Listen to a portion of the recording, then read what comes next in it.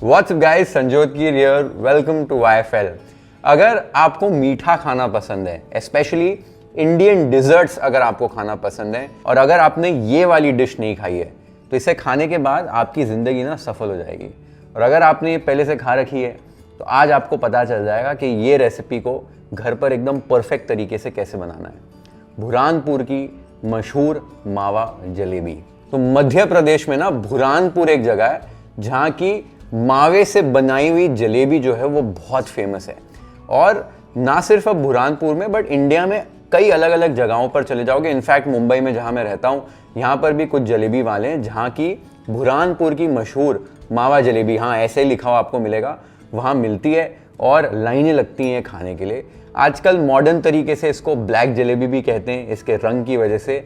Basically चीज़ क्या आपको बता देता हूँ। जलेबी, गुलाब जामुन, काला जामुन इसका क्रॉस है। बाहर से एकदम बढ़िया तरीके से क्रिस्प हो जाती है जलेबी, अंदर से एकदम गुलाब जामुन के जैसे लगती है। और इसको एकदम परफेक्ट आसान तरीके से घर पे कैसे बनाना है ये मैं आपको आज बता रहा हूँ। और अगर आपने अभी तक चैनल को सब्सक्राइब नहीं किया है, जल्द से जल्द YFL को सब्सक्राइब कर दो so that you can watch more such incredibly delicious recipes on the channel. अब आसान तरीके से ये माइंड ब्लोइंग वाली मावा जलेबी, बुरहानपुर की मशहूर वाली जलेबी बनाते कैसे देख लेते हैं। एकदम बेसिक इंग्रेडिएंट्स हैं। चाशनी बनाने के लिए हमें चीनी, पानी और थोड़ा सा नींबू चाहिए। और मावा जलेबी का बैटर बनाने के लिए मावा, थोड़ा सा दूध और थोड़ा सा कॉर्नफ्लावर चाहिए। बस सिंपल इंग्रेडिएंट्स। चाशनी पहले बनानी है। चाशनी बनाने के लिए एक बर्तन में 500 ग्राम चीनी और 250 ml यानी 250 ml पानी ऐड करके गैस को शुरू कर देना है। हाई फ्लेम पर ही रख सकते हो। चीनी जो है आपकी पिघलना शुरू हो जाएगी। एक बार चीनी आपकी कंप्लीटली पिघल जाए इस तरीके से, तब बस 1 मिनट के लिए आपको ये चाशनी को उबालना है। चाशनी में कोई 1 तार 2 तार कुछ नहीं करना है। एक बार चीनी पिघल गई, ध्यान देना है, एक बॉईल आया, 1 मिनट के लिए पकाया, बस पतली ही हमारी चाशनी होनी चाहिए, इंपॉर्टेंट है। ये आप देख सकते हो 1 मिनट के लिए उबाल लिया चाशनी को। इसके बाद लास्ट में आपने थोड़ा सा इसमें नींबू ऐड करना है, लगभग 1 छोटा चम्मच। नींबू ऐड करने से चाशनी क्रिस्टलाइज नहीं होती है, जमना नहीं शुरू होती है, तो ये स्टेप भी इंपॉर्टेंट है। नींबू ऐड कर दिया, स्टर कर लिया, चाशनी रेडी हो गई। गैस को बंद कर दो और इसे एक हीट प्रूफ बोल में आपने ट्रांसफर कर लेना है। और एक टिप आपको दे रहा हूं, बहुत लोगों को दिक्कत होती है, ये जो चीनी वाले बर्तन होते हैं इसमें गर्म पानी डाल दो धोने के लिए, इसे साफ करने के लिए। चीनी क्योंकि चिपक जाती है एकदम से, तो गर्म पानी से इजीली ये आप धो लोगे। जितने भी घर पर लोग काम करते हैं उनको ये पता होगा, जो नहीं काम करते उनके लिए टिप है। जो चम्मच वम्मच भी होंगे ना उसको भी गर्म पानी से धो लीजिए, तो सारी चीजें निकल जाएंगी, चीनी चिपकेगी नहीं। तो ये जो चाशनी है ना ये बहुत इंपॉर्टेंट चीजें हैं, क्योंकि 2 ही चीजें बन रही है इस रेसिपी में, एक चाशनी और एक मावे का बैटर बनेगा जिसको हम फ्राई करके इस चाशनी में डुबाएंगे। चाशनी अगर गलत बन गई तो जलेबी जो है ना वो चाशनी को पिएगी नहीं, अंदर से ड्राई रह जाएगी। तो चाशनी बहुत इंपॉर्टेंट है। सिंपल सी चीज है, एक चीज का ध्यान देना है, चाशनी बिल्कुल भी ज्यादा गाढ़ी नहीं होनी चाहिए। अगर चाशनी गाढ़ी हो गई तो जलेबी जो है वो चाशनी को पिएगी नहीं। दूसरा, जब हम जलेबी को चाशनी में डुबाएंगे तब चाशनी रूम टेम्परेचर में होनी चाहिए, हल्की सी लूक वार्म। ठंडी एकदम नहीं होनी चाहिए और एकदम गर्म नहीं होनी चाहिए, तो भी जो है जो डिजायर्ड हमारे रिजल्ट्स हैं वो हमको नहीं मिलेंगे। अब चाशनी में सबसे इंपॉर्टेंट चीज होती है चीनी। चीनी अच्छी क्वालिटी की यूज करोगे तो चाशनी आपकी एकदम साफ बनेगी। कभी कभी अगर चीनी में इम्प्योरिटीज होती हैं तो चाशनी थोड़ी सी मैली बनती है, उसमें इम्प्योरिटीज दिखती हैं। उसको साफ करने की एक टिप दे रहा हूँ। जब भी चाशनी में एक उबाल आ जाएगा तभी 1 चम्मच इसमें दूध ऐड कर दीजिए, स्टर कर लीजिए। लगभग आधे ही 1 मिनट में आप देखेंगे जो दूध है वो सारी इम्प्योरिटीज को ऊपर सरफेस पे ले आएगा और उसको आप फिर छान कर निकाल सकते हैं, तो आपकी चाशनी क्लीन हो जाएगी। मावा जलेबी की जो चाशनी है उसमें यूजुअली इलायची, केसर कुछ भी नहीं ऐड किया जाता है, सिंपल रखा जाता है, तो मैंने भी इसे एकदम सिंपल रखा है। तो हो गई सारी चाशनी की चीज़ें। ये जब तक साइड पर रूम टेम्परेचर पे आएगी हमारा जो बैटर है वो बनकर तैयार हो जाएगा और फिर उसको हम शेप करेंगे, फ्राई करेंगे, तब तक चाशनी एकदम रेडी होगी जलेबियाँ इसमें डुबाने के लिए। अब बैटर भी जो बनाना है मावा जलेबी का बहुत ही सिंपल है, वो कैसे बनाया जाता है वो देख लेते हैं। अब मावा जलेबी का बैटर बनाने के लिए एक स्टेनलेस स्टील की कढ़ाई ले लो, इसमें अब मावा ऐड करना है। तो यहाँ पर मैंने 1/4 किलो 250 ग्राम्स भैंस के दूध का मावा ले लिया है। मावा ऐड करने के बाद ही आपने गैस शुरू करनी है और गैस की फ्लेम को एकदम लो पे रखना है, ये इंपॉर्टेंट है। अब करछी या स्पैचुला की मदद से मावा को आप ब्रेक डाउन कीजिए, इसको सॉफ्ट करना है बेसिकली हमको, इसको ऐसे दबाते रहिए। फ्लेम लो इसलिए रखनी कि मावा पकाना नहीं है, सिर्फ हमको घुलाना है, इसको पिघलाना है, पकाना नहीं है, इसका रंग नहीं चेंज करना, ये इंपॉर्टेंट है। यहाँ पर मैंने भैंस के दूध का मावा यूज किया है। बहुत सारी कमर्शियल रेसिपीज में गाय के दूध का मावा यूज किया जाता है, बट आम तौर पे जैसे मैं भी मुंबई में रहता हूँ तो मैं डेयरी पर भैंस के दूध का मावा इजीली मिल जाता है, तो मैंने ये रेसिपी को इसी के साथ डेवलप किया और परफेक्ट रिजल्ट्स आते हैं। तो आप भी भैंस के दूध के मावे के साथ ये रेसिपी बनाइए, सेम प्रोपोर्शंस के साथ परफेक्ट मावा जलेबी बनेगी। एक बार मावा आपका कुछ इस तरीके से सॉफ्ट हो जाए, आप देख सकते हो कैसे सॉफ्ट हो गया है, इस स्टेज पर हम इसको और पिघलाने के लिए धीरे धीरे इसमें दूध ऐड करेंगे। दूध 60 ml मैंने यहाँ पर ले लिया है, भैंस का ही दूध लिया है। इसको मैं 3 बैचेस में धीरे धीरे ऐड करने वाला हूँ। तो पहला एक बैच ऐड किया, इसको अच्छे से मिलाइए। जैसे ही दूध मिलाएंगे आप देखोगे मावा अचानक से एकदम ढीला होना शुरू हो जाएगा। एक बार आपने इसको अच्छे से मिला लिया है, देख ली इसकी कंसिस्टेंसी, फिर और दूध आपने ऐड करना है। बेसिकली ग्रेजुअली दूध इसलिए इसमें ऐड कर रहा हूँ क्योंकि आप जहाँ से मावा लोगे ना उसमें भी मॉइस्चर की कंसिस्टेंसी थोड़ी सी अलग होगी। हो सकता है कि थोड़ा सा ज़्यादा पका हुआ मावा हो सकता है थोड़ा सा कम पका मावा हो, तो उस हिसाब से दूध की क्वांटिटी जो है यहाँ पर थोड़ी सी कम ज़्यादा होगी। मैं जब तीसरा बैच अभी ऐड कर रहा हूँ, आप देख सकते हो इसके बाद की कंसिस्टेंसी आप एक बार देख लीजिए। आपने ये कंसिस्टेंसी मैच करनी है। हो सके आपको 40 ml दूध लगे, हो सके आपको 70 या 80 ml दूध लगे, कंसिस्टेंसी आपकी ये मिलनी चाहिए। एक बार आपको कुछ ऐसी कंसिस्टेंसी मिल जाए, ये परफेक्ट कंसिस्टेंसी है। इसके बाद और दूध ऐड नहीं करना है। 60 ml में यहाँ पर मुझे परफेक्ट कंसिस्टेंसी मिल गई है। इस स्टेज तक गैस आपकी एकदम लो थी। अब ये स्टेज पर आपको गैस को एकदम बंद कर देना है। गैस को बंद करने के बाद इसमें तीसरा इंग्रेडिएंट हमारा जाएगा कॉर्न स्टार्च। ये 50 ग्राम्स कॉर्न स्टार्च मैंने लिया है।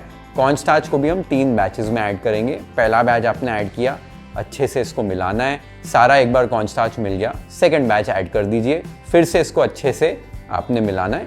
एक बार सेकंड बैच भी मिल गया तो तीसरा और फाइनल बैच ऐड कर दीजिए और इसको अच्छे से मिला लीजिए। यूजुअली गुठलियाँ नहीं बनती हैं, बट अगर थोड़ी बहुत गुठलियाँ बन भी जाए टेंशन लेने की ज़रूरत नहीं है। मैंने फुल प्रूफ रेसिपी आपके लिए एकदम बनाई है। एक बार आपने इसको मिक्स कर लिया है, ये कंसिस्टेंसी आप देख सकते हो। हल्का हल्का ना बैटर अभी ठंडा हो रहा है क्योंकि गैस बंद है और कॉर्न स्टार्च हमने ऐड किया है, तो भी कंसिस्टेंसी देखो काफी गाढ़ी है। ये और गाढ़ी हो जाएगी कंसिस्टेंसी बैटर जब और ठंडा हो जाएगा। तो इस स्टेज पर आपने करना ये है कि एक छन्नी ले लेनी है, एक बोल के अंदर ये बैटर को छन्नी में ऐड कर देना है और इस बैटर को आपने छान लेना है, सिफ्ट से पास कर लेना है। तो होगा क्या, अगर कुछ गुठलियां बन भी गई होंगी शायद मावे की या कॉर्न स्टार्च की, तो इस स्टेज पर वो एकदम निकल जाएगी और एकदम स्मूथ बैटर आपको मिल जाएगा, जैसा बैटर हमको चाहिए। यूजुअली लोग मावे को पहले स्टेज पे छानते हैं, उस स्टेज पर छानने की जरूरत नहीं। इस स्टेज पर पूरे बैटर को छान लीजिए, देखो ऐसा परफेक्ट स्मूथ बैटर आपको मिल जाएगा। हमारा बैटर बनकर तैयार हो गया है। अभी इसकी कंसिस्टेंसी देखो, ये और ठंडा हुआ है तो और गाढ़ा हो गया। ऐसे ड्रॉपिंग कंसिस्टेंसी का आपको जो है बैटर मिल जाएगा। परफेक्ट कंसिस्टेंसी हमारे बैटर की, ये हल्का सा और गाढ़ा होने वाला है और ठंडा होने के बाद इसको इस स्टेज पर हमको एक पाइपिंग बैग में ऐड कर देना है। तो एक ग्लास ले लीजिए ऐसे नब्बा वाला और एक पाइपिंग बैग ले लीजिए बड़ा वाला। इसके अंदर पाइपिंग बैग को इस तरीके से सेट कर लेना है, बैटर को ऐड करने में आसानी हो जाती है। एक बार आपने सेटअप बना लिया, बैटर को केयरफुली आपने पाइपिंग बैग में पोर कर देना है। सारा बैटर आपने ऐड कर दिया पाइपिंग बैग में। पाइपिंग बैग के ऊपर आपने इस तरीके से एक नॉट लगा लेनी है और हमारा मावा जलेबी का बैटर बनकर तैयार हो गया है पाइपिंग बैग के अंदर। तो बैटर हमारा तैयार हो गया है। ऐसे पाइपिंग बैग में आप इसको ऐड कर दो ना, आसानी हो जाती है इसको शेप करने में। अब बैटर के लिए जितनी भी मैंने आपको टिप्स दी हैं, प्रपोर्शंस दिए हैं, उसको आप फॉलो कीजिए। मैंने काफ़ी सारे ट्रायल्स वायल्स करके एकदम परफेक्ट रेसिपी बनाई है। माइंड ब्लोइंग जलेबी बनती है इससे। मावा कौन सा यूज़ करना है, सारी चीज़ें मैंने आपको बता दी। यही प्रोसेस फॉलो कीजिए, एकदम सिंपल तरीके से आपका बैटर बनकर तैयार हो जाएगा। अब मावा जलेबी में एक दो चीज़ें और हैं। मध्य प्रदेश में जबलपुर में भी जब बनती है, और इसमें ना एक जैन वर्जन है जो फराळ के लिए उपवास के समय भी खा सकते हो, वैसे वाली भी मावा जलेबी बनती है। उसमें ना कॉर्न स्टार्च नहीं यूज़ किया जाता है। उसमें स्टार्च का जो एलिमेंट है वो होता है तिखुर। वो बेसिकली एक एरो रूट का ही एक टाइप होता है जो व्रत के समय खाया जाता है। वो इसमें ऐड किया जाता है और उससे फिर जलेबी बनाते हैं। बट कमर्शियली कॉर्नस्टार्च यूज़ करते हैं और इससे बहुत माइंड ब्लोइंग रिजल्ट्स आते हैं। तो आप कॉर्नस्टार्च ही यूज़ कीजिए इस रेसिपी के लिए, परफेक्ट रिजल्ट्स आपको मिलेंगे। बाकी हमारी अभी बनकर तैयार हो गई है चाशनी, बैटर भी बनकर तैयार हो गया है। इस बैटर को लगभग और 10 मिनट के लिए आप रेस्ट दे सकते हो। ऐसे ही थोड़ा सा और सेट होगा ना तो शेप करने में आसानी हो जाती है। एक बार 10 मिनट बाद ये सेट हो जाए तब तक बाकी की जो तैयारी है कि तेल या घी हमको गर्म करना है, सेटअप तैयार करना है, वो कर लेते हैं। आपको बता देता हूँ कि कैसा आपने पैन लेना है, कितना आपने तेल या घी लेना है और क्या सेटअप रेडी करना है, वो सारी चीज़ें आपको बता देता हूँ। तो सबसे पहले एक फ्राई पैन ले रहा हूँ और फ्राई पैन में हमें तेल या घी ऐड करना है। तेल या घी आपको 1 इंच लेवल तक लेना है। इसके लिए फ्राई पैन सबसे बेस्ट ऑप्शन रहेगा, उसका सरफेस एरिया ज़्यादा होता है, या कोई भी ऐसे फ्लैट बर्तन ले लीजिए। पैन भी मैंने यहाँ पर नॉन स्टिक लिया है। आप या तो कोई वेल सीजन्ड पैन ले सकते हो, नहीं तो कई बारी क्या होता है जलेबी नीचे जाके चिपक जाती है। नॉन स्टिक यूज करोगे तो जलेबी इजीली ऊपर आ जाएगी, छूट जाएगी, नीचे चिपकेगी नहीं। तेल को हमको 155 डिग्री सेल्सियस तक हीट कर लेना है। साइड पर हमें चाशनी चेक कर लेनी है। चाशनी रूम टेम्परेचर पे या हल्की सी वार्म होनी चाहिए, ल्यूक वार्म होनी चाहिए, गर्म बिल्कुल भी नहीं होनी चाहिए। साथ में आपने एक चिमटा रेडी कर लेना है जिससे हम जलेबी को टर्न करेंगे, चेक करेंगे। आप एक फोर्क भी यूज कर सकते हैं अगर चिमटा नहीं हो तो। साथ ही में एक प्लेट या ट्रे में एक छन्नी आपने रख देनी है जिसमें हम जलेबी को निकाल कर रखेंगे चाशनी में डुबाने के बाद। और चाशनी में डुबाने के लिए और चाशनी से निकालने के लिए एक कौंचा यानी कि एक स्ट्रेनर आपने रेडी रखना है। ये सारी चीजें आपकी एक बार सेट हो जाए, उसके बाद पाइपिंग बैग में आपने जो आगे होल कट करना है ना, वो 1 सेंटीमीटर का होना चाहिए। तो लगभग 1 सेंटीमीटर भी कट कर सकते हैं। एग्जैक्ट काटना है तो स्केल या इंची टेप को यूज कर लीजिए और आगे एक होल कट कर लीजिए। मावा जलेबी थोड़ी सी मोटी बनती है रेगुलर जलेबी से, तो इसलिए होल थोड़ा सा मोटा है। अब हमने तेल का टेम्परेचर चेक कर लेना है। थर्मोमीटर है तो बेस्ट है। 155 डिग्री सेल्सियस परफेक्ट टेम्परेचर होता है जलेबी को फ्राई करने के लिए। फ्लेम आपकी हमेशा अभी लो रहेगी, ये आपको ध्यान देना है। अब जलेबी को शेप करने के लिए बस हल्के हाथों से आपको प्रेस करना है और जलेबी को शेप देना है। एक राउंड कंप्लीट होने के बाद आधा राउंड आपने और मारना है और आगे बढ़ना है। यहाँ पर आपको स्ट्रेस लेने की बिल्कुल भी जरूरत नहीं है। आप ऐसे शेप कर सकते हैं, आपको चाहिए तो सिंगल सिंगल जलेबी शेप कीजिए या आप राउंड्स भी बना सकते हो। यहाँ पर शेप का बहुत ज़्यादा प्रेशर नहीं है। मेन टेक्सचर बराबर होना चाहिए, कलर बराबर होना चाहिए, वो सारी चीज़ें सही हैं तो शेप पर कोई ध्यान नहीं देगा, खाने में बहुत मज़ा आएगा। बाकी जलेबी तो जलेबी का शेप तो कुछ भी हो सकता है, आप अपने हिसाब से भी शेप बना सकते हैं। एक बार आपने जलेबियां बना ली है, अगर ऐसे लगता है कि ये नीचे फिर भी लग रही है तो हल्का एक स्पैचुला यूज करके हल्का हल्का इसको ऐसे छुड़ा सकते हैं तो जलेबी ऊपर आ जाएगी। सिंगल सिंगल जलेबी बनाओ ना तो फट से ऊपर आ जाती है अपने आप, इसको छुड़ाने की कोई जरूरत नहीं पड़ती है।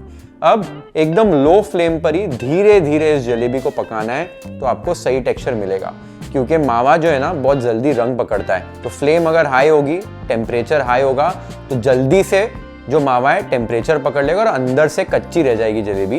तो एकदम पेशेंटली एक साइड से बिना पलटाए आपको एकदम लो फ्लेम पर इस जलेबी को तलना है जब तक कि ये डार्क ब्राउन रंग की हो जाए।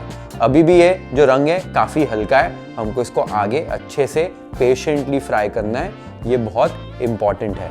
बेसिकली जब भी हम गुलाब जामुन बनाते हैं तो उसका रंग हल्का रखते हैं, लेकिन काला जामुन बना रहे हैं तो उसको हम थोड़ा सा ज़्यादा आगे तक फ्राई करते हैं कि उसका रंग जो है वो थोड़ा सा ब्लैकिश हो जाए, थोड़ा सा dark brown to black colour का हो जाए, वैसा ही रंग हमें इसे देना है।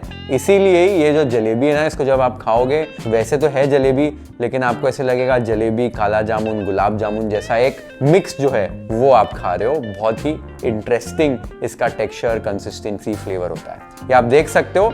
अब कुछ इस रंग तक जब आपने इसको पका लिया है, इससे बस हल्का सा और ही आपने इसको रंग देना है। यहाँ पर आपने ध्यान देना है क्योंकि एकदम जल्दी से रंग चेंज होता है। लगभग कुछ ये रंग के बाद 30 सेकेंड ही मैंने फ्राई किया और देखो आप, मैंने जब रंग चेक किया तो ये रंग परफेक्ट रंग है। ऐसा कलर आ जाना चाहिए आपकी जलेबी पर। इस स्टेज पर आपने इसको पलटा देना है। पलटा कर अब जो दूसरा साइड है ना, ये बहुत जल्दी रंग पकड़ता है क्योंकि जलेबी पक चुकी है, तो एकदम फटाफट ये रंग पकड़ेगा। तो यहाँ पर आपने ध्यान देना है, यहाँ पर बहुत जल्दी ही दूसरे साइड पे रंग आ जाता है। एक बार जैसे ऊपर रंग आया था आपके जलेबी का, वैसे ही नीचे रंग आ जाए, सेम कलर आ जाए, यानी कि आपकी जलेबी एकदम परफेक्टली पक गई है।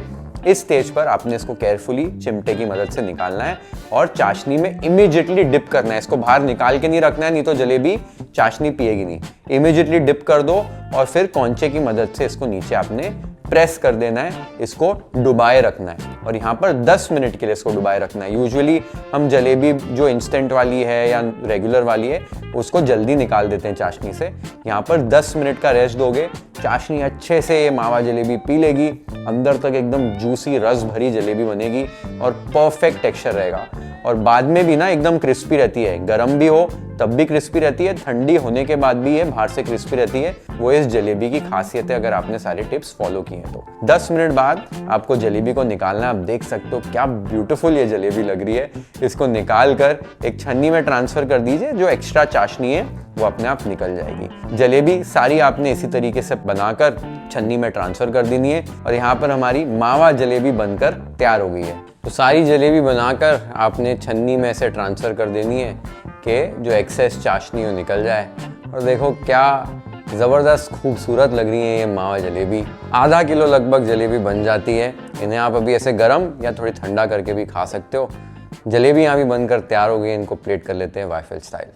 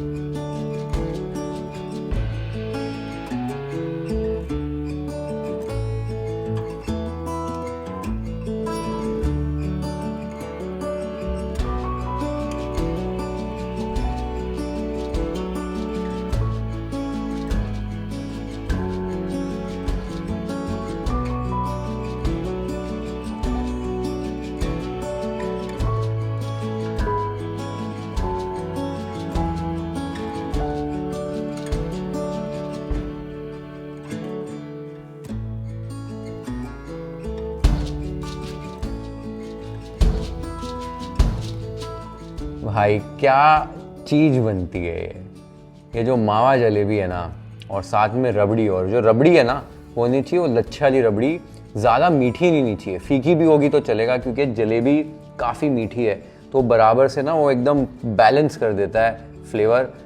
रबड़ी में डुबाओ और खाओ। मुझे तो गर्म ही अच्छी लगती है, कभी कभी ठंडी भी हो जाए या ठंडी करके भी खाओ। बहुत लोगों को ये ठंडी करके खाने में मज़ा आता है। तो आपको जैसे खानी है खाओ, लेकिन खाओ ज़रूर, एक बार ट्राई करो because it's an amazing recipe. मैं ये कभी नहीं कहता हूँ कि मीठा रोज़ खाओ, मुझे भी बहुत ज़्यादा मीठा पसंद नहीं है, लेकिन मुझे इंडियन मिठाइयाँ बहुत अच्छी लगती हैं हमारी, और कभी कभी खाता हूँ। लेकिन जब खाता हूँ ना तो ऐसे एकदम परफेक्ट होनी चाहिए, मज़े आने चाहिए खाने में, और ये वैसे वाली रेसिपी है। तो रेसिपी ज़रूर ट्राई कीजिए। जब भी ट्राई करोगे कमेंट्स मुझे बताना आपको ये रेसिपी कैसी लगी। Share this video with your friends and family. Hit the like button if you like this recipe. Follow and subscribe to YFL if you haven't yet.